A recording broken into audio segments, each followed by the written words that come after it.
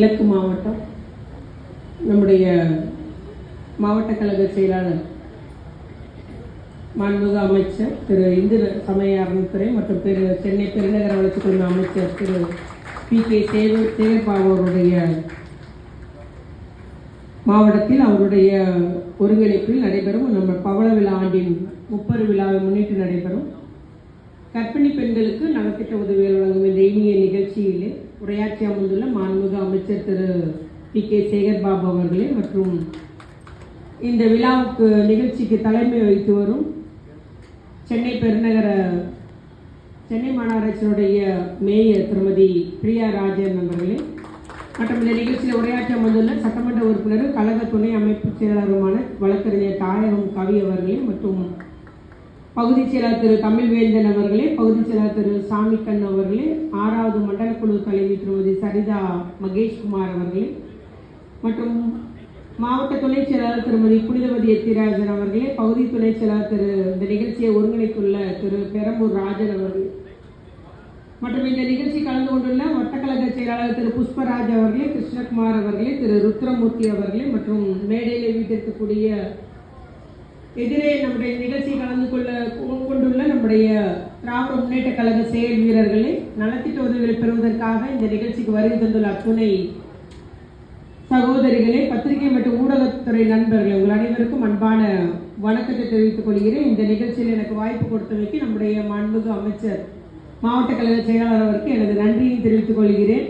ஏனென்றால் ஒவ்வொரு நிகழ்ச்சியும் நீங்கள் ஏற்பாடு செய்யும் போதும் சமூக நலத்துறை அமைச்சரை அவர்களையும் அழைத்து விட வேண்டும் என்று எல்லா நிகழ்ச்சியும் எனக்கு ஒரு வாய்ப்பு கொடுத்து என்னை இந்த நிகழ்ச்சிக்கு வாய்ப்பு கொடுக்குறீங்க. ஆகவே இந்த ஒரு குறிப்பாக கர்ப்பிணி பெண்களுக்கு வழங்கும் இந்த நிகழ்ச்சி நான் கலந்து கொள்வதில் பெரும் மகிழ்ச்சி அடைகிறேன் என்று கூறிக்கொள்ள விரும்புகிறேன். அதுபோல இந்த நிகழ்ச்சியை குறிப்பாக நம்முடைய மேயர் அவர்களே நானே எடுத்து செய்கிறார் என்று கூறினார்கள்.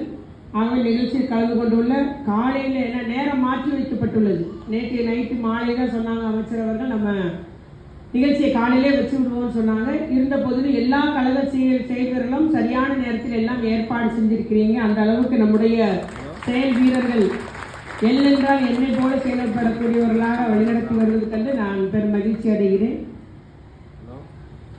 பவள விழா ஆண்டு நம்முடைய திராவிட முன்னேற்ற கழகம் தொடங்கப்பட்டு 1949ஆம் ஆண்டு தொடங்கப்பட்டு இன்னைக்கு 75வது வருஷம் முடிந்து 76வது வருஷம் தொடங்கியுள்ளது. தமிழ்நாடு இவ்வளவு வளர்ச்சி பெற்றுள்ளது. தமிழக மக்களுடைய வாழ்வாதாரம் உயர்ந்திருக்குது. தமிழக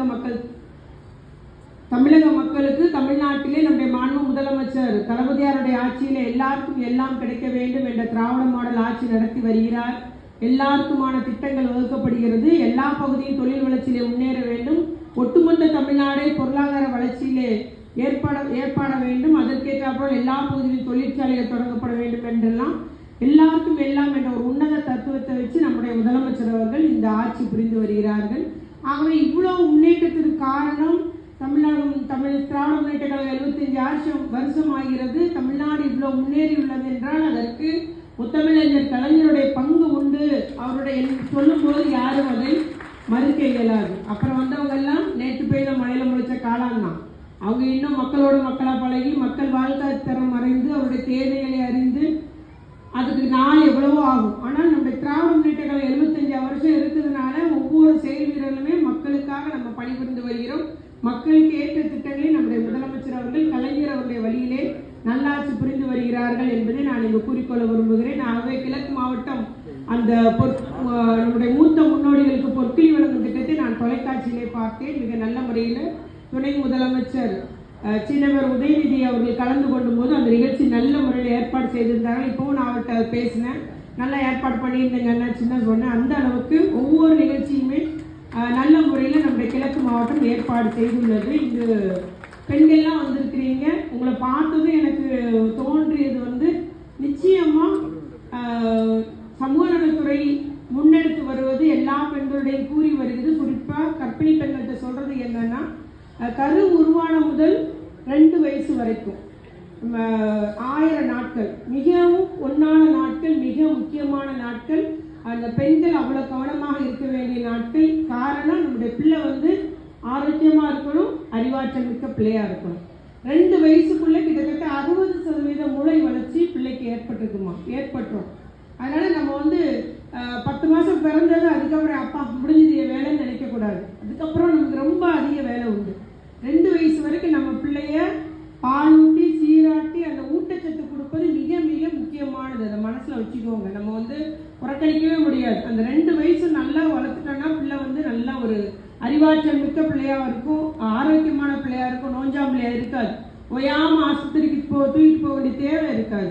அதனால நீங்கள் இப்போவும் நிச்சயம் நிறைய கர்ப்பிணி பெண்கள் சாப்பிட முடியாது தான், வாந்தி வரக்கூடியதாக இருக்கும், பிரச்சனைகள் இருக்கும். ஆனால் நீங்கள் 6 வகை 6 நாள் 6 முறை சாப்பிடுங்க, இல்லை 7 முறை சாப்பிடுங்க. கொஞ்சம் கொஞ்சமாக எடுத்துக்கோங்க. பிடிச்சதை மட்டும் சாப்பிடுங்க.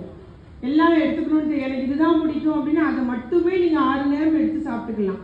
நைட்டு வந்து ஒரு 8 மணிக்கு மேலே சாப்பிட வேண்டாம், நமக்கு அது செமிக்காது. அதனால் நீங்கள் கொஞ்சம் நிச்சயமாக ஊட்டச்சத்தை எடுத்தாகணும், என் பிள்ளைக்காக எடுத்தாகணும்.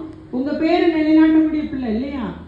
அதனால் நம்ம பிள்ளை அறிவாற்றல் மிக்க பிள்ளையாக இருக்கணும், ஆரோக்கியமான பிள்ளையாக இருக்கணும். கட்டாயம் நீங்கள் சாப்பிட வேண்டும். அதுவும் வெறுமனை சிப்ஸ் சாப்பிட்டேன், பீஸா சாப்பிட்டேன்னு இல்லை. ஊட்டச்சத்துள்ள உணவுகள், நிலக்கடலை பருப்பு, நிலக்கடலை முட்டாய், வாழைப்பழம், அந்த மாதிரி ஒரு தானிய வகைகள், காய்கறி வகைகள், பழ வகைகள் என்று அந்த முட்டை பால் என்று நீங்கள் ஆரோக்கியமானதாக சாப்பிட்டீங்கன்னா நிச்சயமாக நம்ம பிள்ளைங்க ஆரோக்கியமான பிள்ளைங்களாக இருக்கும். ஆக வேண்டிய 1000 நாட்கள் மனசில் வச்சுக்கோங்க. பிள்ளை 2 வயசு ஆகிற வரைக்கும் நிச்சயமாக ஊட்டச்சத்து மிக முக்கியம் என்பதை நான்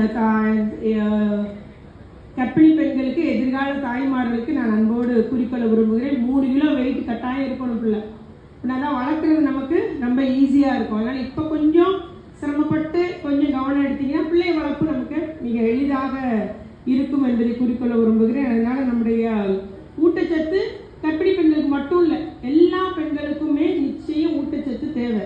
அதுவும் பிரியா ராஜன் போல, எளிய போன்ற, நம்முடைய சரிதா போன்ற பெண்களுக்கு அதிகம் கட்டாயம் தேவை. அதனால் உங்களுடைய உணவுகளை நல்ல முறையில் ஊட்டச்சத்து உள்ள உணவாக நீங்கள் வகுத்து கொள்ள வேண்டும். ஏன்னா நம்ம பெண்களுக்கு அதிக தேவை வந்து, ஏன்னா ஊட்டச்சத்து மிக முக்கியம். நம்ம வந்து எக்ஸ்ட்ரா அப்போ தான் வேலை செய்ய முடியும். ஆகவே நம்முடைய எல்லா வளரிளம் பெண்களாக இருந்தாலும் சரி, தாய்மார்களாக இருந்தாலும் சரி, இல்லை நல்ல ஒரு 50 வயதுக்கு மேற்பட்ட பெண்களாக இருந்தாலும் சரி, ஊட்டச்சத்து என்பது பெண்களுக்கு மிக அவசியமானது. அதை எடுக்க வேண்டும். ஏன்னா நம்முடைய முதலமைச்சர் அவர்கள் பெண்கள் மற்றும் குழந்தைகளுக்கான நல்ல பல திட்டங்களை நிறைவேற்றி வருகிறார். படிப்புக்காக பெண்களுக்காக மாதம் 1000 ரூபா வழங்கும் புதுமை பெண் திட்டம்.